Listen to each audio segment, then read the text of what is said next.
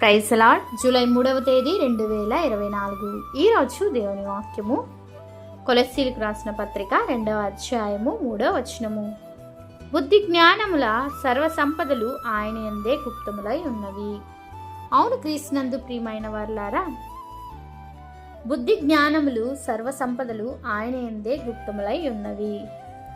మరియు యెహోవా యందు భయభక్తి కలిగి ఉండుటయే తెలివికి మూలము. యెహోవాయే జ్ఞానమిచ్చువాడు. తెలివియు వివేచనము ఆయన నుండి వచ్చును. జ్ఞానము నీ హృదయమున చొచ్చును, తెలివి నీకు మనోహరంగా నుండును.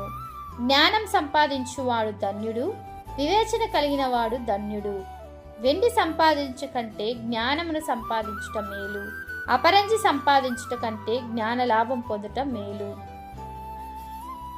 అవును, దేవుడే జ్ఞానమిచ్చువాడు. దేవుడు అంటున్నాడు, నా కుమారుడా, నీవు ఆలకించి నా మాటలు గైకొన్నెడల నీవు దీర్ఘాయుష్మంతుడగుదువు.